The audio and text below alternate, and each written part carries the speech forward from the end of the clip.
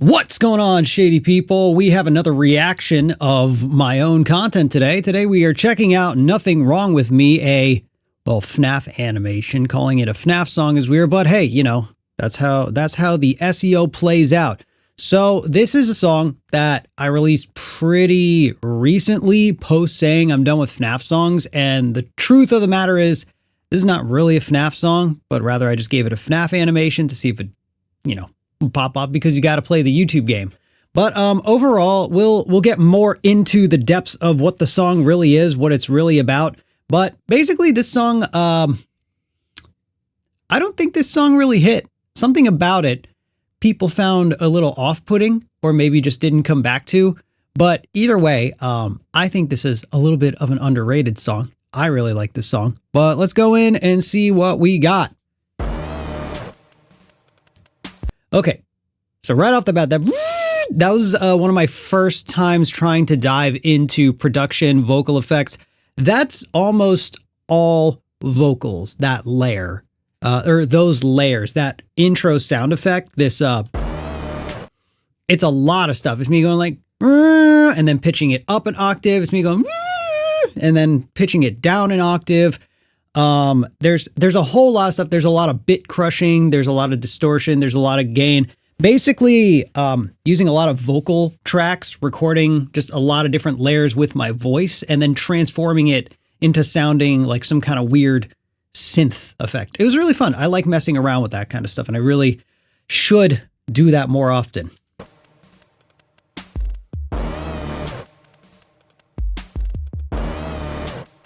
Forgot I used 808s there.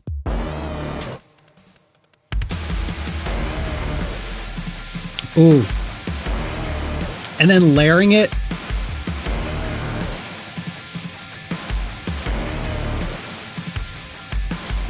And then that ringing noise is just like lightly held harmonic, just chunks on the guitar. It's just bing, bing, bing, bing, bing. I think I even hit the above the, what's it called? Wow, I am such a fake guitarist, but you know, up on the headstock where the strings are above the nut.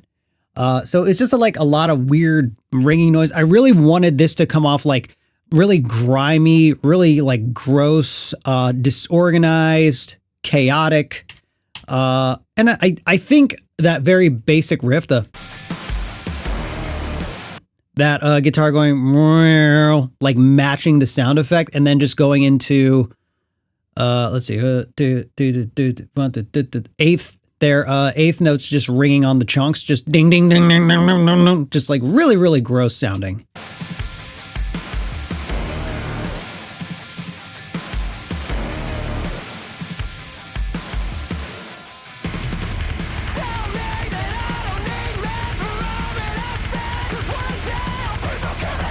This one, I leaned into a little more of what I think I can do better for heavy songs, because I don't have a lot of confidence and I don't have a lot of proper technique for screams.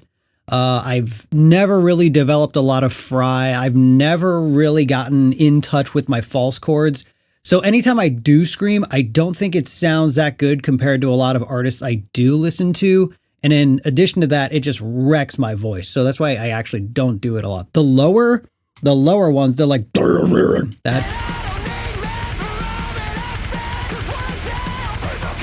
Those I can do all day, and I think those sound good when I layer them under vocals. I think as standalones, my lows don't really carry, but as an additional layer, I think it like kind of, it sits under whatever's actually leading. I did it with, in my head, the Arcane song, the first Arcane song I did, and I really liked how that turned out. So it's something that if I want to go heavy, it's usually this more like voice, like just pushing, yelling rather than trying to do a scream, because you can hear on the high vocals, there's not a lot of distortion. There's not a lot of grit.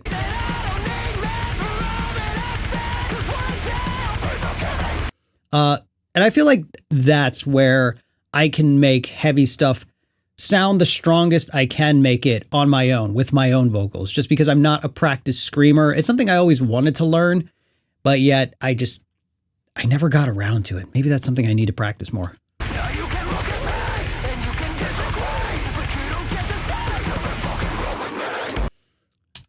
Okay, so that part.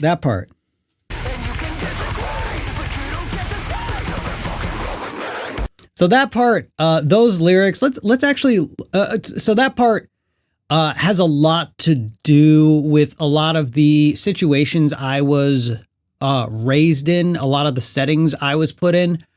I kind of grew up in an area where, and this is still a factor, but like mental health was heavily stigmatized. Like seeing things like ADHD, depression meant literally like, that's for like, that's crazy people. That means something is severely horrible with you. And thus, it can't be that because you're not that bad. You know what I mean? I feel like maybe some people kind of get that. That's kind of the gist of what this is about. There's a little, and I don't go too much into this. I don't really talk about it too much because usually I like to let my lyrics speak for themselves. But because we're doing these reaction analysis, I'll give a little more insight, but basically it's kind of about being raised in and being surrounded by, we'll call it organized religion trauma. This isn't a bash on anybody's faiths or anybody's beliefs, but there are systems, there are organizations, there is things like that where they're going to put some like not great ideas in your head. And one of them was just like, man, like I grew up undiagnosed with like any kind of like depression and ADHD because it was just like, no, can't be that. Like it's literally you don't get to say there's nothing wrong with me because I was just like, no, it kind of feels like something ain't right. Kind of feels like something's like fucked up. You know what I mean? But yeah, so this is kind of a jab back at stigmatizing mental health and thinking like receiving any kind of diagnosis or like looking into what might be wrong with your neuros. That ain't right. Like somebody needs help with something. They should get the help because it's there. Let them get it, man.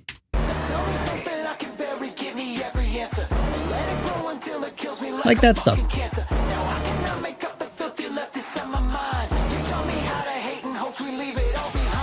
That was another thing. Yeah, that I come from like, and it wasn't just the religious organizations. There was also like a lot of the local scene. The school I went to, it was so, I mean, for context, it was in Florida. So, you know, everyone was basically crazy. But a lot of, let's see, this line. You taught me how to hate. It was just about like a lot of ideals, a lot of things that are like really prejudiced, marginalizing, a lot of mindsets that were taught to me when I was really young. And I just like did not learn better until I was much older and really started to like try and think for myself. I was like something about this shit like does not seem right. Some of it doesn't land well. And it's just like, so, you know, did research, did a lot of learning, a lot of history that school didn't teach me, a lot of stuff that, you know, was kept from me. I'm just like, oh, I wish I'd have known this stuff sooner. I'm really upset that, ideals and thought processes that are really counter to the type of mindset and the person I want to be are so deeply ingrained because of all the stuff like this. So you taught me how to hate in hopes we leave it all behind. Yeah.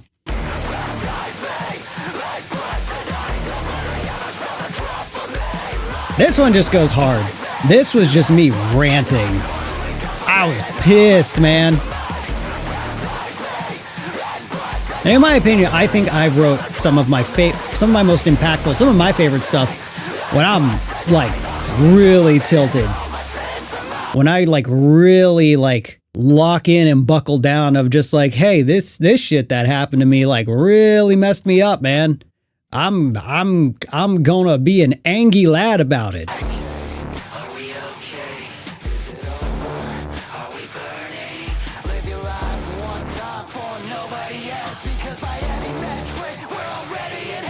So yeah, live your life one time for nobody else.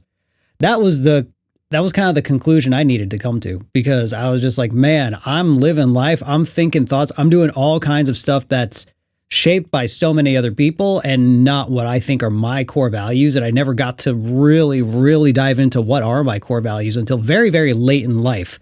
So it's just, and you only get one life, dude. You get one. And I'm just like, damn, I spent a lot of it letting other people think for me. And I don't like how those thoughts go. And to this day, that still happens. Stuff that gets ingrained in you for like decades and decades, even when you make a lot of shifts, that stuff still pops up and it still sucks.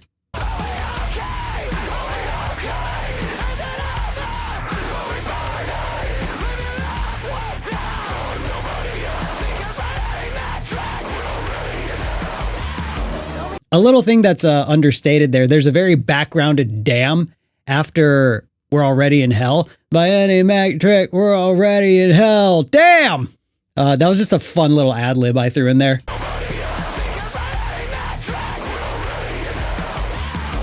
That was a fun one.